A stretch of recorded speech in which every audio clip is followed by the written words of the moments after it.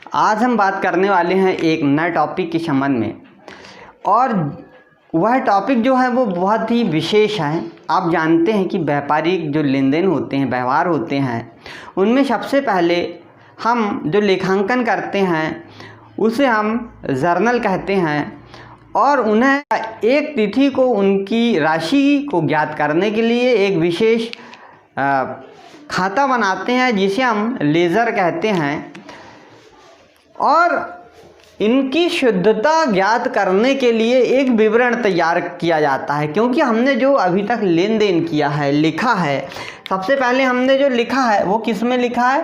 Journal में लिखा था। इससे पहले भी एक बुक में लिखा था जिसका नाम था स्मरण वही में लिखा था। इसके बाद में स्मरण वही के बाद जर्नल में लिखा था। जो व्यापारी होते हैं वो अपने क्रमानुसार लिखते हैं, और इसके बाद में हमने लेज़र बनाया था, खाता वही में लिखा था, और खाता वही के बाद में एक विशेष हमने यहाँ पे विवरण तैयार किया था। अर्थात उस विवरण को कैसे तैयार किया जाता है उसकी हम आज बात करने वाले हैं। उसका नाम क्या है वो भी हम आज बताने वाले हैं। तो आप बिल्कुल समझ गए होंगे कि उसे हम तलपट के नाम से जानते हैं, और यह बहुत विशेष होता है।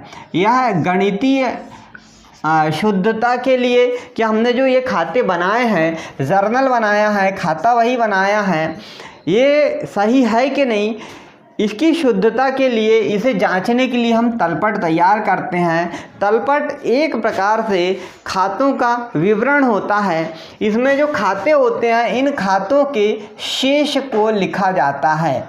उन खातों के शेष को लिखा जाता है, और शेष को जब लिखा जाता है तो जितना डेबिट होता है उतना ही यहाँ पे क्रेडिट भी होना चाहिए, यहाँ पे कहा जाता है। इसलिए अंक गणितीय त्रुटि के लिए या शुद्धता ज्ञात करने के लिए, जो शुद्धता होती है वो अंकगणितीय शुद्धता कितनी है, तो अंकगणितीय शुद्धता ज्ञात करने के लिए हम तलपट तैयार करते हैं।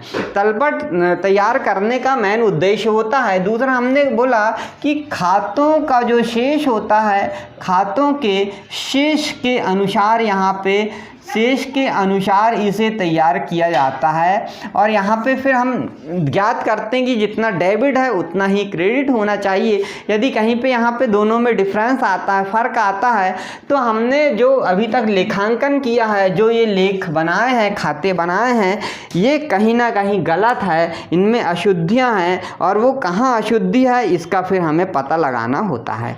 इसके लिए हम तलपट तैयार करते हैं। यह एक निश्चित तिथि को, यह एक विशेष तिथि को, अर्थात वर्ष में अंतिम दिन हम इसको तैयार करते हैं। निश्चित तिथि इसीलिए हमने यहाँ पे कहा क्योंकि वर्ष के अंतिम दिन ही हमें आवश्यकता होती है शेषों के बाद अंतिम खाते तैयार करने की। और जब अंतिम खाते जो होते हैं वो तैयार किए जाएंगे तो वह तलपट के माध्यम से ही यहाँ पे तैयार किए जाएंगे। अंतिम खाते में भी 3 खाते आते हैं, यह हमने एक वीडियो में आपको समझाया है। इसमें पहला होता है व्यापार खाता, दूसरा होता है लाभ हानि खाता, और तीसरा होता है चिट्ठा। अर्थात 2 खाते होते हैं और एक बैलेंस शीट होती है। तलपट है, यह कोई खाता नहीं है, यह मात्र विवरण है।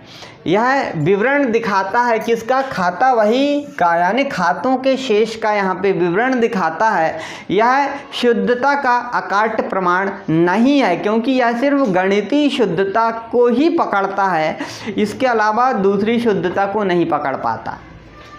इसीलिए हम तलपट की बात कर रहे हैं यहाँ पे, तो यहाँ कह सकते हैं कि इसे 3 प्रकार से बनाया जाता है। बनाने की जो विधि है वो 3 प्रकार की है। पहली विधि जो है उसे हम योग विधि के नाम से जानते हैं। योग विधि द्वारा यह तैयार किया जाता है।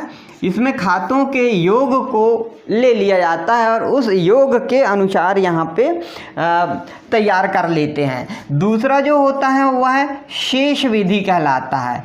शेष विधि द्वारा यहाँ पे तैयार किया जाता है। और तीसरा जो होता है, इन दोनों विधि का योग कर देते हैं, दोनों को जोड़ देते हैं, यानी योग विधि एवं शेष विधि से तैयार किया जाता है। सही मायने में यदि हम समझें तो ये दो विधि ही प्रमुख है और इन्हीं के रूप यहाँ पे होते हैं। चौथी विधि भी कुछ बुक्स में आपको मिलेगी कि समान शेष वाले खातों को छोड़कर योग एवं शेष विधि, यानी जो खाते कुछ होते हैं जैसे व्यापार खाता है, लाभ हानि खाता है, वेतन खाता है, राम मोहन सोहन के खाते हैं, तो डेबिट पक्ष का योग और क्रेडिट पक्ष का योग यदि समान आता है तो ऐसे खातों को यहाँ छोड़ने की बात होती है। वो चौथी विधि भी कुछ बुक्स में आपको मिल जाएगी। तो इस प्रकार से तलपट बनाने की यहाँ पे बात बताई गई है, यहाँ पे विधियाँ बताई गई है। और यहाँ पे विशेष जो है कि जो तलपट बनाने में आपको ध्यान रखना है कि संपत्तियाँ जो होती हैं हमेशा, संपत्ति और दायित्व, उनको हम विशेष लाते हैं। जो संपत्तियाँ होती है उनको हम डेबिट करते हैं हमेशा, संपत्तियों को डेबिट करेंगे, और जो दायित्व हो जाएंगे इन दायित्व को हम हमेशा क्रेडिट करते हैं। आपको मालूम होगा इसी प्रकार व्यय जो भी है, जो भी जितने ही प्रकार के व्यय होंगे उन्हें हम डेबिट करते हैं, और आय जो भी होगी उन्हें हम क्रेडिट कर देते हैं। इन बातों को यदि याद रखेंगे हम इन्हें, तो तलपट हमें बनाने में बहुत ही सुविधा होगी। तो हम इसमें इसके प्रारूप के संबंध में ही बात करेंगे, लेकिन आज के इस वीडियो में सिर्फ इतना ही है। इसके अगले वीडियो में हम प्रारूप और भी इसके कुछ महत्वपूर्ण तथ्यों के विषय में चर्चा करेंगे। यदि आप पहली बार हमारे चैनल पर आएँ तो हमारे चैनल को सब्सक्राइब कर लें, लाइक कर दें और इस वीडियो को अधिक से अधिक स्टूडेंट तक शेयर कर दें।